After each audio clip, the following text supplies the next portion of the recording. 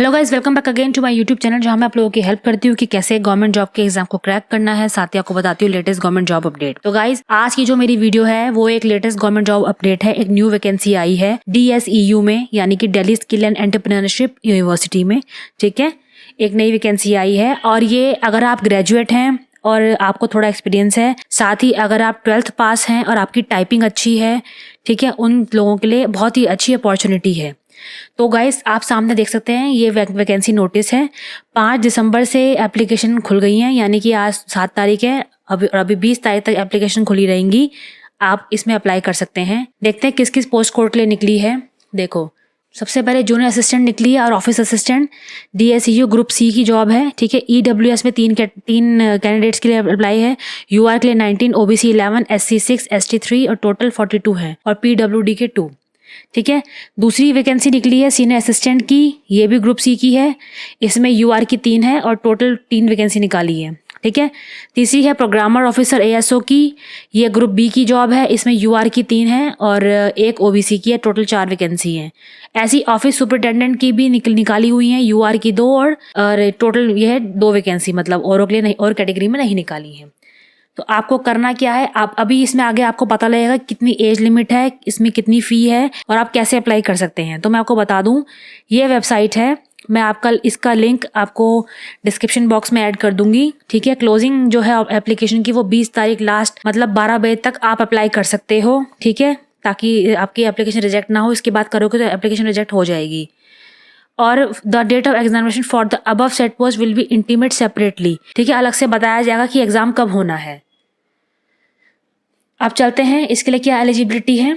देखिए guys, junior assistant के लिए और ऑफिस असिस्टेंट के लिए जो कि 42 वैकेंसी है, बहुत ही अच्छी अपॉर्चुनिटी है। आप या तो 12th क्लास पास हो या किसी भी यूनिवर्सिटी से, ठीक है, या उसके बराबर आपकी ग्रेजुएशन हो, और आपकी टाइपिंग स्पीड होनी चाहिए 30 WPM वर्ड पर मिनट इन इंग्लिश और 25 की हिंदी में। ठीक है, अगर आपको ये 2 चीज़ें आती हैं तो आपके लिए ये जॉब बहुत अच्छी है। डिज़ायरेबल क्वालिफिकेशन निल है, एसेंशियल भी निल है, कुछ नहीं है, एक्सपीरियंस भी इसमें नहीं चलेगा। और इसका पे स्केल जो रहेगा 19,900 से 63,200 का, 7 CPC। ठीक है, और इसकी एज लिमिट है 35 साल। प्रोविजन पीरियड रहेगा 2 साल के लिए। नेक्स्ट जो है सीनियर असिस्टेंट की, टोटल वैकेंसी है 3। इसके लिए क्या क्वालिफिकेशन है, बैचलर डिग्री विद 55% मार्क्स किसी भी यूनिवर्सिटी से, और साथ में आपकी टाइपिंग स्पीड 30 इंग्लिश की और 25 हिंदी की। ठीक है, डिजायरेबल निल है। एसेंशियल क्या हो सकता है, 8 साल का एक्सपीरियंस होना चाहिए आपको। ठीक है, एक्सपीरियंस है और डिजायरेबल निल है। इसका पे स्केल थोड़ा अच्छा है, 25,500 से 81,100 रुपये। एज लिमिट 40, प्रोविजन पीरियड 2 साल। नेक्स्ट देखेंगे programmer officer ASO, total 4 vacancy है। इसके लिए बैचलर डिग्री चाहिए 50% मार्क्स से, डिप्लोमा चाहिए कॉपरेशन में, साथ ही आपको 2 साल का पोस्ट ग्रेजुएशन का एक्सपीरियंस भी चाहिए। ठीक है, ये एक्सपीरियंस है इसमें। डिजायरेबल निल है और इसकी सैलरी भी बहुत अच्छी है, आप स्क्रीन पे देख सकते हैं। एज लिमिट इसकी 40 है, 40 से ऊपर नहीं होना चाहिए। चौथी जो पोस्ट निकली है ऑफिस सुपरिटेंडेंट की निकली है, टोटल 2 वैकेंसी है। बैचलर डिग्री मांगी है 55% से किसी भी यूनिवर्सिटी से, साथ ही नॉलेज ऑफ कंप्यूटर की नॉलेज होनी चाहिए, फोटोशॉप की, एक्सेल की, और साथ ही एसेंशियल क्या है आपका 2 साल का एक्सपीरियंस होना चाहिए या फिर 10 साल का इसमें L04 में, ये मतलब इतने पे स्केल का।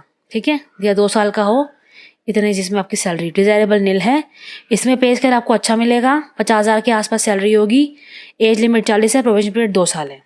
तो गाइज, ये बहुत ही अच्छी अपॉर्चुनिटी है उन लोगों के लिए जिनकी टाइपिंग भी आती है, साथ ही वो ग्रेजुएट भी हैं और या 12th पास हैं या थोड़ा उनका एक्सपीरियंस भी है, तो उनके लिए बहुत ही अच्छी अपॉर्चुनिटी है। आगे थोड़ी इंस्ट्रक्शंस लिखी हैं, ऑनलाइन अप्लाई करना है।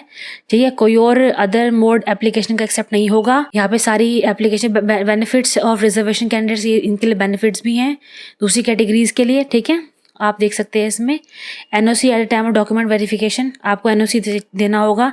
The NOC should also confirm that no disciplinary vigilance case, कोई भी आप पे एक कानूनी केस नहीं होना चाहिए।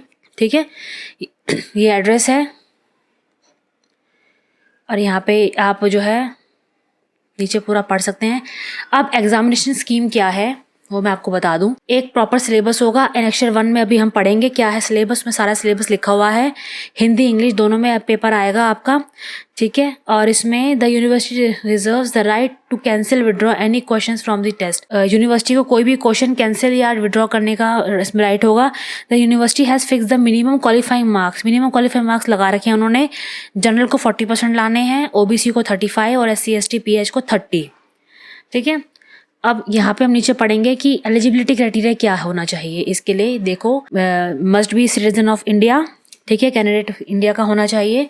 एजुकेशन क्वालिफिकेशन एज एक्सपीरियंस ये सब इसमें लिखा है। अब ये अगर आप MCQ दे रहे हो तो ये सारे आपको क्वालिफाइंग मार्क्स करने होंगे जितने इन्होंने सेट करे हैं, वो सब इसके अंदर है। यहाँ पे रिजर्वेशन वालों के लिए काफ़ी बेनिफिट्स हैं, इसको आप D ग्रुप को पढ़ लीजिएगा, रिजर्वेशन कैंडिडेट्स स्पेशली। अब यहाँ पे एज रिलैक्सेशन का है, E वाले पॉइंट में इनको एज रिलैक्सेशन मिलेगी, ठीक है। साथ ही जनरल इंस्ट्रक्शंस हैं नीचे कैंडिडेट्स को लेके कि एग्जाम में कोई, हाँ एक खास बात, नो नेगेटिव मार्क। इस वाले एग्जाम में नेगेटिव मार्किंग नहीं है, ये अच्छे से हाईलाइट किया हुआ है, तो यानी कि आप आराम से एग्जाम दे सकते हैं, नेगेटिव मार्किंग नहीं होगी।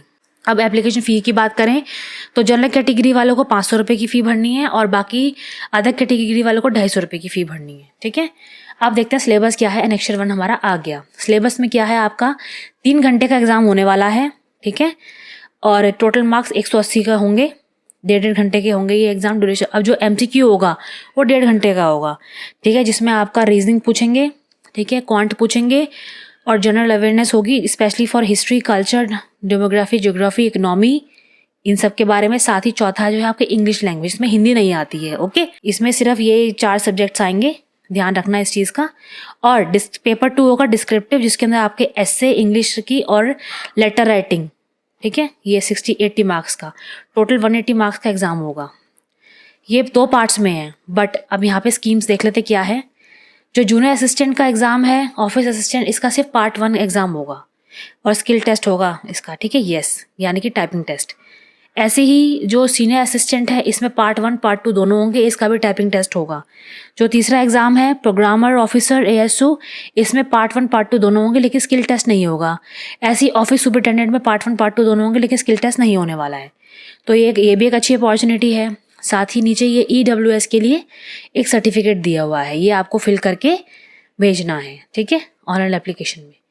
तो गाइज आप आई थिंक ये समझ गए होंगे। मैं इसका लिंक जो है डिस्क्रिप्शन बॉक्स में डाल दूंगी एप्लीकेशन का, ताकि आप आराम से पढ़ सकें और इस फॉर्म को फिल करके जल्दी से जल्दी भेज सके। तो अपॉर्चुनिटी अच्छी है, गवर्नमेंट जॉब है, कोई टेंशन की बात नहीं।